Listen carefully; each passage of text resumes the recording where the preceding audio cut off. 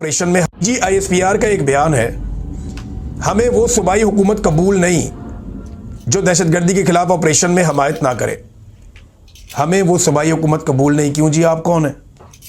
آپ ایک سرکاری آفیسر ہیں، عوام کے پیسوں سے آپ کو تنخواہ ملتی ہے جس سے آپ کا گھر چلتا ہے۔ آپ ریٹائر ہو جائیں گے، ایک اور سرکاری آفیسر آ جائے گا۔ یہ ملک پاکستانیوں کا ہے، 25 کروڑ لوگوں کا ہے۔ وہ فیصلہ کریں گے کہ اس ملک کی پالیسی کون بنائے گا، اور وہ اپنا فیصلہ ووٹ کے ذریعے سے کر کے جس کو لے کر آئیں گے وہ پالیسی بنائے گا۔ اب آپریشن کی حمایت کرے یا مخالفت کرے، یہ حق حاصل ہے پولیٹیکل گورنمنٹ کو، سیاسی جماعتوں کو، سیاسی حکومتوں کو۔ یہ حق حاصل ہے کہ وہ جو پالیسی چاہیں وہ بنائیں۔ کسی ادارے کو پالیسی بنانے کا حق حاصل نہیں ہے، وہ بنا نہیں سکتے۔ اور آپ سے قبولیت مانگی کس نے ہے؟ یعنی اس سے فرق کیا پڑتا ہے؟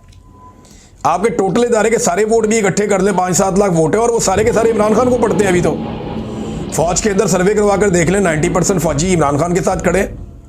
انہیں پتہ ہے کہ ان کے ساتھ ملٹری اسٹیبلشمنٹ زیادتی کر رہی ہے، تو انہوں نے کہا جی ہمیں وہ صوبائی حکومت قبول نہیں۔ آپ جرت چیک کریں، آپ دلیری چیک کریں آپ کے ہمیں قبول نہیں ہے۔ یہ تو کبھی آمروں نے ایسی باتیں نہیں کی، ڈکٹیٹروں نے ایسی باتیں نہیں کی جیسی ISPR کر کے چلے گئے کہ ہمیں وہ صوبائی حکومت قبول نہیں ہے۔ بھئی آپ کا حیثیت کیا ہے؟ آپ کی، آپ کیسے کہہ سکتے ہیں قبول ہے یا نہیں ہے؟